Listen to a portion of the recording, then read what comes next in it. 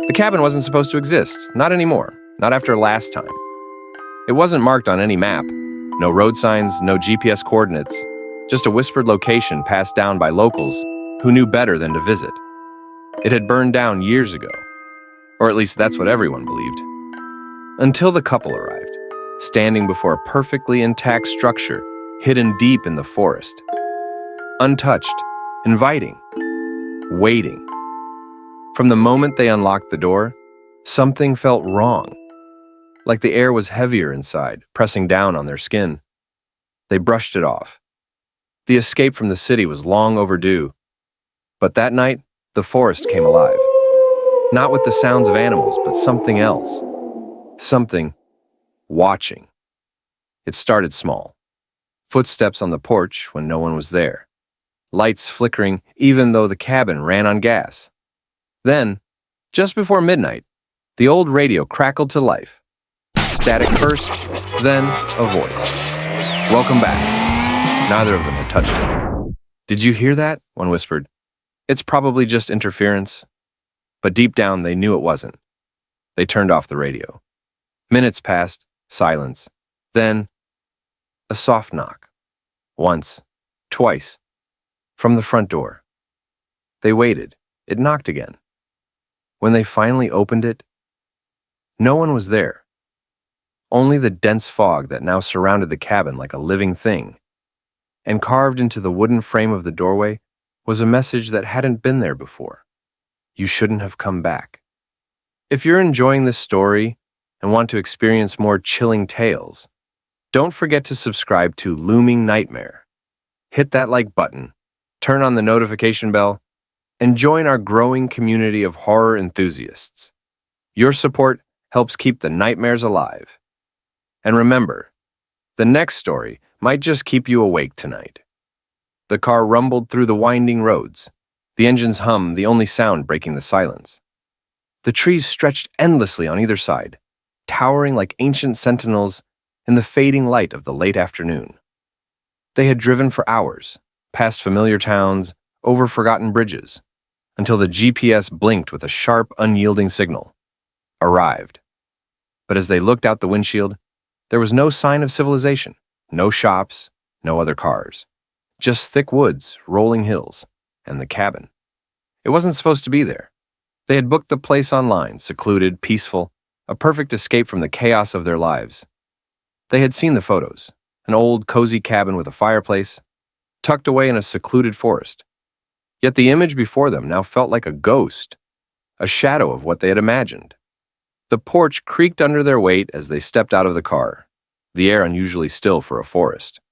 The couple glanced at each other, both of them unsure, but neither willing to speak the words. It was just too late to turn back now. The weekend was theirs to enjoy, they decided. No one else would be around. Just the two of them and the quiet of the forest. They unlocked the door, stepping inside. The air was thick with dust, a musty smell that clung to the walls. Old furniture stood scattered around the living room, covered in heavy blankets. But the cabin was structurally sound, almost too sound as though it had never seen the passage of time. The couple placed their bags down, started a fire, and sat in the silence that filled the cabin. But that peace didn't last long. It started with the radio. A faint hum, a crackling static. The radio, which had been off when they arrived, suddenly blared to life. They both froze, staring at the ancient device. The static intensified, turning into a voice. Distorted, unnatural, but clear enough to make them both stiffen in their seats. "Welcome back." It wasn't their imagination. The voice, it was too real, too close. They exchanged a look, but neither of them said a word. It was probably a malfunction, a short circuit, something. But the hairs on the back of their necks stood up. The radio clicked off by itself. The room fell silent once again, but now it wasn't peaceful. It felt oppressive, as though something had shifted in the atmosphere. Something had woken up. And then, just as they began to settle back into their chairs, something caught their eye at the door.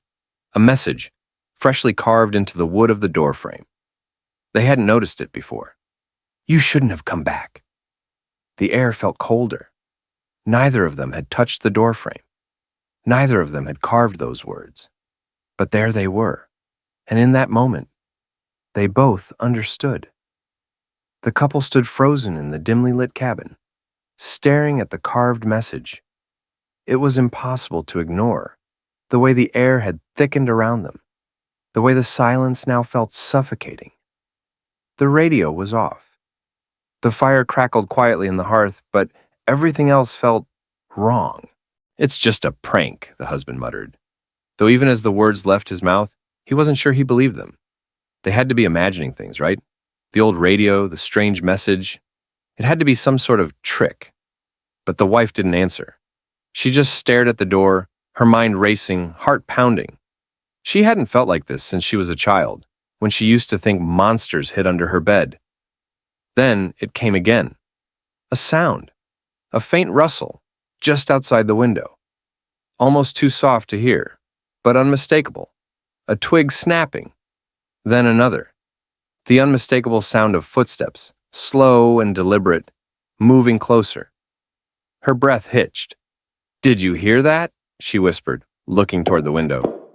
The fog had thickened, obscuring the forest outside, but she swore she saw movement in the distance. A figure, tall, dark, standing still between the trees. Watching. Her husband, still unwilling to believe anything was wrong, walked toward the window. He pulled aside the curtain. Nothing. Only the heavy fog, thick as smoke, swirling around the trees. "It's nothing. You're just..." He stopped mid-sentence, eyes locking onto something at the edge of the porch. A shape. A shadow. A figure, standing motionless, facing the cabin. He couldn't make out any features, but the figure was unmistakably human. The silence was unbearable, but the moment was broken by a loud, unmistakable knock. Not on the door, but on the wooden frame of the window next to them. Sharp, insistent. Both of them jumped, a chill spreading across their bodies. It wasn't the wind. It wasn't a tree branch. Someone or something was outside. The knock came again, this time louder, more forceful. It echoed through the cabin like a warning, a reminder that they weren't alone, that they had made a terrible mistake by coming here. The husband moved quickly to the door, his hand hovering over the knob. He was ready to open it, to confront whatever was out there, but something stopped him. A gut feeling, cold, primal. He hesitated. He wasn't sure he wanted to know what was on the other side. He turned back to his wife, who was standing at the window, her face pale, her eyes wide with fear. "We need to leave," she whispered, voice trembling. They grabbed their jackets and bags, hoping to escape before whatever was out there could get any closer. But as they stepped outside onto the porch, the fog had thickened even more, swallowing the cabin whole. They couldn't see more than a few feet in front of them. "We can't leave like this," the husband muttered, his voice rising with panic. "We need to get in the car. We can drive out of here." But when they reached the car, something was wrong. The engine wouldn't start. It sputtered and died over and over, as if the battery had been drained. A quick check showed nothing unusual, but it wouldn't turn over. In desperation, they ran back to the cabin. The front door was locked. The husband yanked at the knob, but it wouldn't budge. He slammed his shoulder into the door. Nothing. It was like the cabin had swallowed the key. They backed away from the door, heartbeats pounding in their chests. The front door had never been locked. It couldn't be. But it was, and the sound of the knocking started again, this time from inside. The cabin felt suffocating now, the walls closing in with every passing second. The knocking had stopped, but the air was thick with something else. Something watching, waiting. Desperation set in as they realized the door wouldn't open. Their phones had no signal, and the storm outside seemed to trap them in the cabin, making everything feel even more isolated. The radio was off again, but the static lingered in the air, buzzing at the edge of their hearing. Then, the sound came again, the faintest, most unsettling laughter. It wasn't from outside this time, it was coming from below. "What was that?" the wife gasped, her face pale. She had heard it too, a soft, childlike giggle, echoing from beneath the floorboards. But there was no basement. They hadn't noticed any stairs when they'd first arrived. The husband looked around the room, his mind racing. It couldn't be. But there in the corner, hidden behind a dusty old rug, was a trapdoor. Small, old, almost as if it had been deliberately concealed. "There's no basement," he muttered, eyes wide with disbelief. "There's no way—" But the laughter came again. Louder this time. It was too real, too close. His pulse quickened. With shaking hands, he pulled the rug away and knelt beside the trapdoor. The wood creaked under his touch, as if protesting the disturbance. Slowly, the husband opened the door. The darkness below was absolute. No light, no sound, only that same unsettling laugh. He hesitated. "We need to get out of here." But his wife was already descending, drawn to the darkness, as if something inside was calling to her. The basement was colder than the rest of the cabin, the air thick with an unnatural stillness. The moment they stepped down, the door slammed shut behind them, plunging them into darkness. They fumbled for their flashlight, but it wouldn't turn on. The silence was broken only by their breathing and the faint, distant sound of the wind howling outside. The only source of light was the glow from a single candle on a table in the center of the room. As they approached, they saw it, a stack of old photographs, yellowed with age. Each photo was of a different person, most of them looking disoriented. Terrified, like they had just realized something horrifying. And in every photo, the same thing, the cabin in the background. The wife picked up one of the photographs, her hands trembling. The face in the photo looked just like hers. It was her, from years ago. But she had never been here before. Never even seen this cabin. Suddenly, the radio crackled to life again, but this time it wasn't the same voice. It was cold, emotionless. A single sentence echoed through the room, "One must stay." The door at the top of the stairs slammed open, but when they turned around, there was no one there. The fog outside had crept through the walls, curling into the room like fingers reaching for them. The wife turned to her husband, her eyes wide with terror. "We need to leave." "We have to," but the husband was staring at the photos, a look of realization slowly dawning on his face. The ground shook beneath them. The candle flickered. The voice on the radio spoke again, but this time it wasn't a warning. It was an ultimatum: one must stay. The cycle must be complete. The wife looked around frantically, but there was nowhere to go.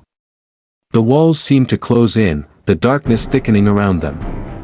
They could feel it now, the presence, something ancient and terrible, pressing in on them. She turned to her husband, her voice breaking. "We can't let it take us. We have to fight." But he was already moving toward the door. Toward the shadows that had begun to stir in the corners of the room. The last thing she saw was his back as he disappeared into the fog, the door slamming shut behind him. The house was silent again.